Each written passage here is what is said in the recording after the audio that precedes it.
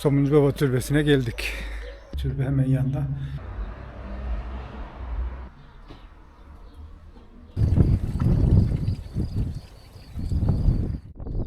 Arkadaşlar selamünaleyküm.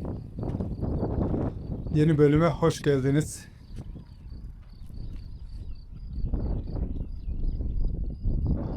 Bu bölümde Somuncu Baba Türbesi'ni ziyarete gideceğiz. Şimdiden herkese iyi seyirler dilerim. Bugün hava güzel serin. Sabah erken çıktığım için yola bayağı bir serin rüzgar yedim. Yani üşütüyor şu anda. Bir yerlerde mola vermem lazım. Bir çeşme başı falan bulursam İnşallah ısınmak için bir mola vermek şart.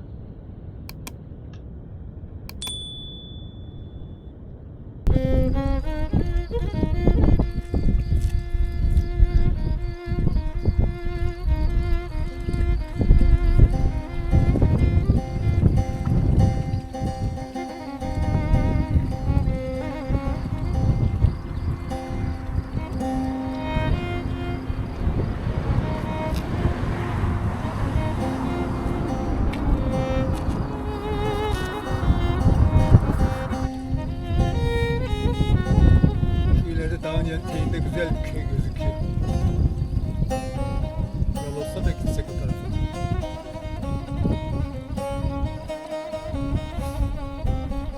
Bugün bayağı serin hava. Üşüdüm biraz motorun üstünde. Çeşme başından mola verdim. Sesim geliyor mu?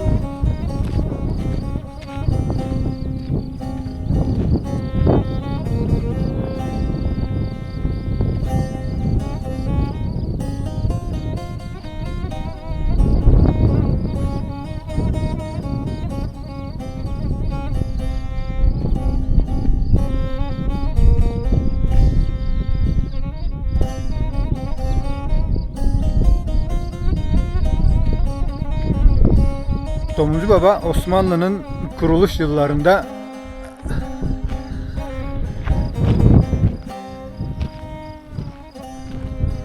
neydi lan? Osmanlı'nın kuruluş yıllarında Anadolu'da yetişen alim ve velilerin büyüklerindendir. Somuncu Baba Osmanlı'nın kuruluş yıllarında Anadolu'da yetişen alimlerin ve velilerin büyüklerindendir. 1349 yılında Kayseri'de dünyaya gelmiş ve asıl adı Hamit'tir. Babasının adı ise Musa'dır. Çeşme manzarası.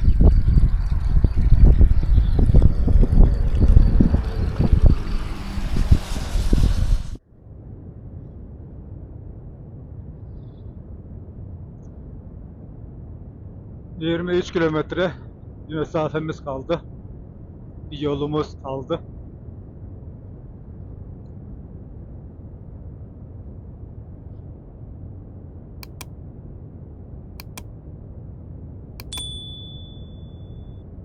Somuncu Baba, Şeyh Hamidüddin Aksaray'ı ve Hamidi Veli adlarıyla da bilinir.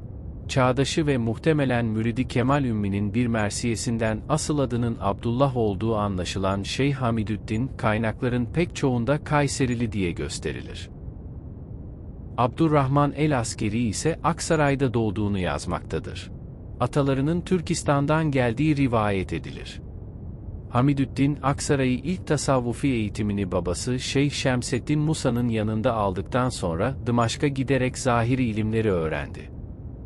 Lami, onun Dımaşk'ta Bayezidiye Hankahı'nda uzun yıllar bir şeyhe hizmet ettiğini, Bayezid-i Bistami'nin ruhaniyetiyle terbiye edildiğini ve üveysi olduğunu kaydeder. Diğer kaynaklarda ise asıl şeyhinin Safeviye tarikatının Piri Safiyüddin Erdebili'nin torunu Alaeddin Erdebili olduğu vurgulanmaktadır. Bu kaynaklarda, Hamidüddin'in Dımaşk'ta iken aradığı iç huzuru bir türlü bulamayıp mürşit aramak için yola çıktığı, Tebriz yakınlarındaki Hoy şehrinde yaşayan Şeyh Alaeddin Erdebili'nin yanına gittiği, zikir meclisine katıldığı ve ona intisap edip tasavvuf yolunda büyük ilerlemeler kaydettiği belirtilmektedir.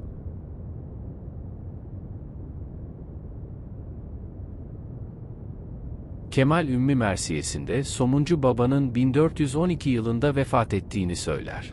Bu bilgi doğru kabul edildiği takdirde onun Şeyhi Alaeddin Erdebili'den 17 yıl önce vefat ettiği sonucuna ulaşılmakta ve bu durumda Alaeddin Erdebili'nin değil, babası Sadreddin Erdebili'nin halifesi olma ihtimali kuvvet kazanmaktadır.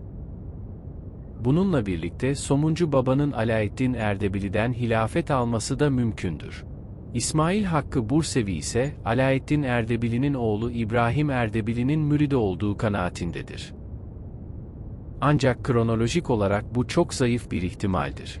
Kaynakların Alaeddin Erdebili'yi bu kadar ön plana çıkarmış olmalarının sebebi Timur ile birlikte Anadolu'ya gelerek burada oldukça şöhret kazanmış olmasıdır. Son 10 kilometremiz var. Hamidüddin Aksaray'ı, Erdebil tekkesinde seyrüsülükünü tamamladıktan ve bir süre inziva hayatı yaşadıktan sonra şeyhinin emriyle Anadolu'ya dönüp Bursa'ya yerleşti. Sarı Abdullah Efendi, Alaeddin Erdebili'nin Somuncu Baba'ya hilafet verip Anadolu'ya gönderirken yanındakilere, Diyarı Acem'de emanet olarak bulunan Esrar-ı İlahiye onunla birlikte Diyarı Rum'a intikal etti, dediğini rivayet eder. Kaynaklarda yer alan ifadelerden Somuncu Baba'nın Bursa'ya geldiği ilk yıllarda pek ön plana çıkmadığı ve kendini halktan gizlemeyi tercih ettiği anlaşılmaktadır. Bu dönemde onun eşeğiyle ormandan odun getirip bu odunlarla ekmek pişirdiği ve ekmekleri sırtına yüklenerek sokak sokak dolaşıp "Somunlar müminler" diyerek halka dağıttığı rivayet edilir. Kendisine Ekmekçi Koca veya Somuncu Baba lakabının verilmesi de bundan dolayıdır.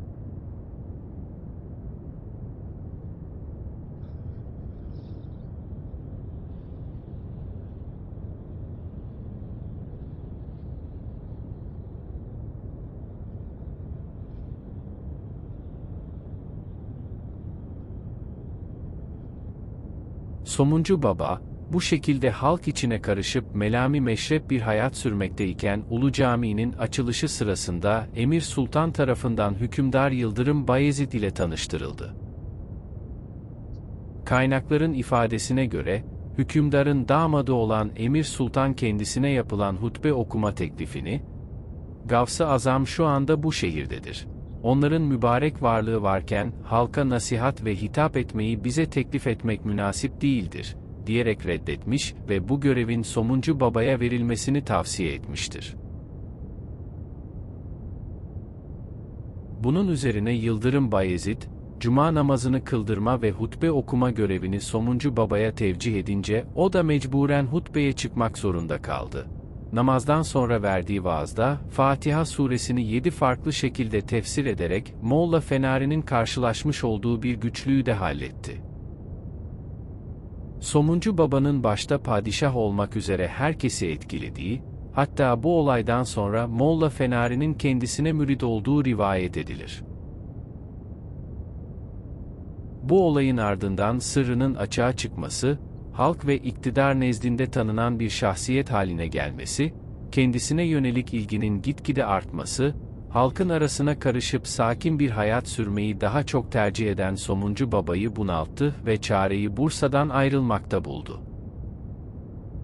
Abdurrahman el-Askeri, onun Bursa'dan ayrıldıktan sonra Adana'da Ceyhan Irmağı'nın kenarında bulunan Sis Kalesi'nin dağ tarafındaki bir köyde Nebi Sufi adında birinin evine yerleştiğini, Hacı Bayramı Veli'nin buraya gelip kendisini ziyaret ettiğini söyler.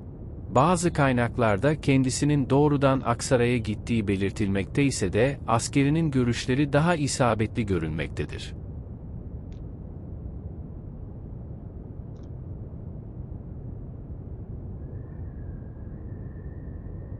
Nebi Sufi'nin evinde bir süre kaldıktan sonra önce Dımaşk'a giden, buradan Mekke'ye geçerek haccını eda eden Somuncu Baba hac dönüşü tekrar Sis'e geldi.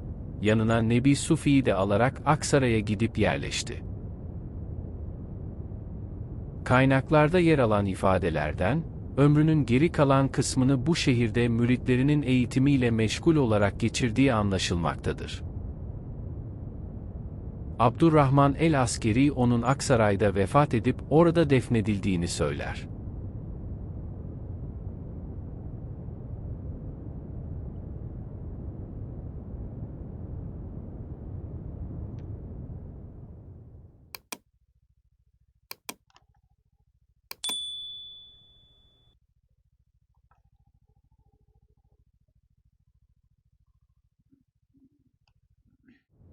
Somuncu Baba türbesi de Somuncu Baba mahallesine gelmişim.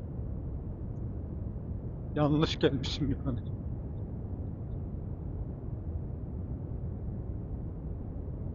Sonraki dönemlerde yapılan bazı çalışmalarda Somuncu Baba'nın asıl kabrinin Malatya'nın Darende ilçesinde bulunduğu konusunda farklı bazı görüşler öne sürülmüştür. Buna göre Somuncu Baba, adı geçen ilçenin Hıdırlık adı verilen bölgesinde oğlu Halil Taybi ile birlikte gömülüdür. Bu görüşün kaynağı olarak Somuncu Baba'nın soyundan geldiği söylenen Osman Hulusi Ateş'in aile arşivindeki bazı belgelerle geç dönemlere ait bazı arşiv belgeleri gösterilmektedir. Ancak Somuncu Baba'nın hayatını anlatan eski kaynaklarda böyle bir konudan bahsedilmemekte, gerek Şeyh Bedrettin menakıbında yer alan bilgiler, gerekse lakabının Aksaray'ı olması onun hayatını Aksaray'da geçirdiğini ortaya koymaktadır. Öte yandan Abdurrahman el-Askeri, mevlütleri Aksaray'dır. Ravza-i Mübarekeleri dahi şehir üzerinde olan Kızıltepe'nin üstündedir, diyerek onun Aksaray'da vefat ettiğini ve kabrinin burada bulunduğunu kesin biçimde belirtmektedir. Dönemin kaynaklarında yer alan ifadelerden Somuncu Baba'nın Yusuf Hakiki adında bir oğlu olduğu anlaşılmaktadır. Babasının ölümünden sonra Hacı Bayramı Veli'ye intisap eden Yusuf Hakiki tasavvufa dair bazı eserler kaleme almıştır. Geç döneme ait arşiv kayıtlarında Halil Taybi isimli bir oğlunun daha varlığından söz edilmektedir. Darende'de yaşadığı anlaşılan Halil Taybi'nin hayatı hakkında yeterli bilgi bulunmamaktadır.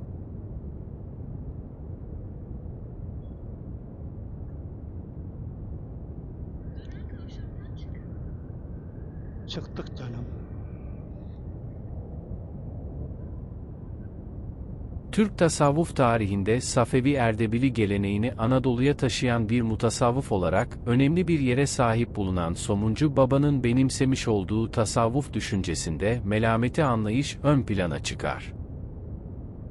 Onun en önemli halifesi ve kendisinden sonra fikirlerinin Anadolu coğrafyasına yayılmasını sağlayan şahsiyet Akşemseddin ve Bıçakçı Ömer Dede gibi iki farklı meşrebe ve karaktere sahip şahsiyeti yetiştiren, II. Murat devri Anadolu Sufiliğine damgasını vurmuş Hacı Bayramı Veli'dir.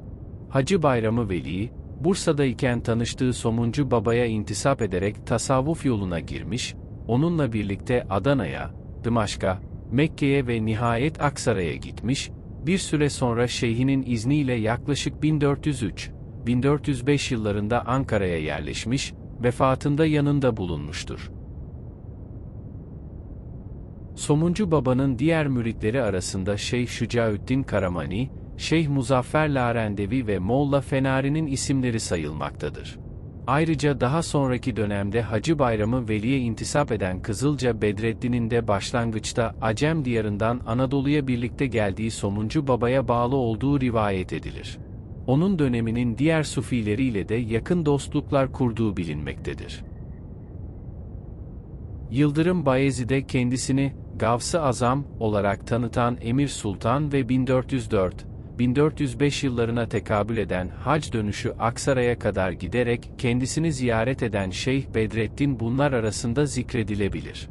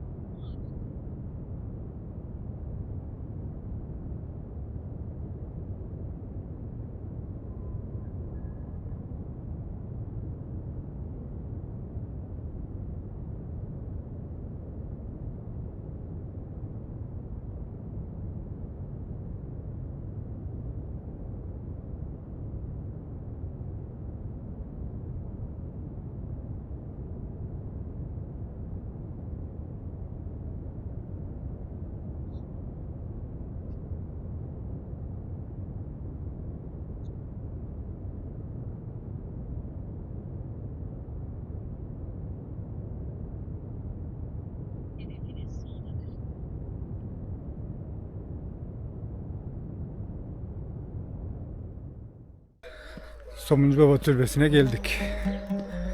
Şimdi yavaş yavaş gezmeye başlayalım.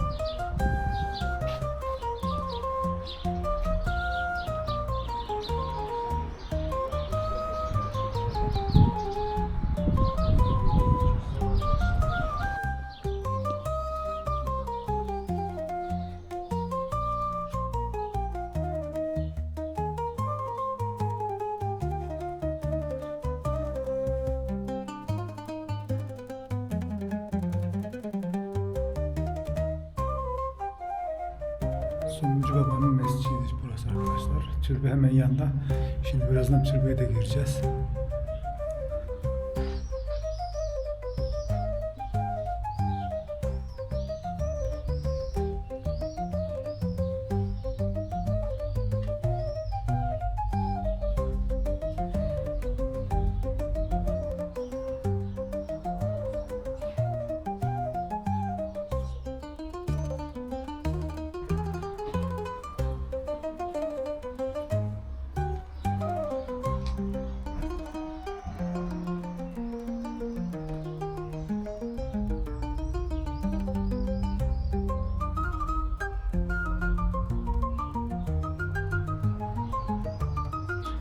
Silahhanesine de girelim arkadaşlar.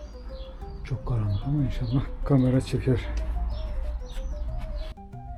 Burası Somuncu Baba'nın silahhanesiymiş arkadaşlar. Burada küçük bir göz var ama orası çok karanlık olduğu için kamerada çıkmayabilir.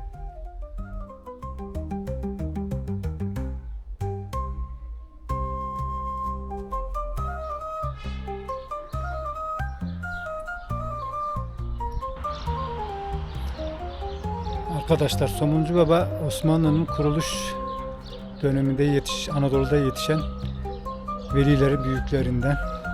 1349 yılında Kayseri'de dünyaya gelmiş. Babasının adı da Musa'ymış.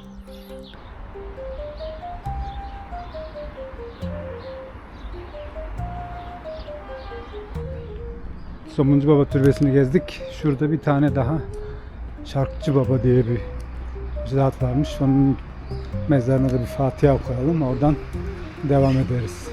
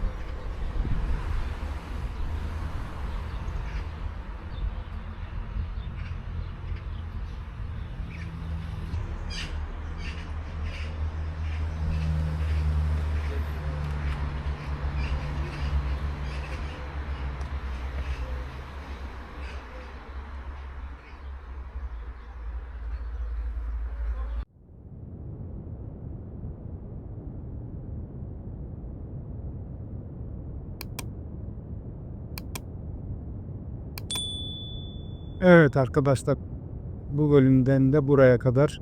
İzlediğiniz için teşekkür ederim. Beğenmeyi, yorum yapmayı, abone olmayı unutmayınız. Hoşça kalın.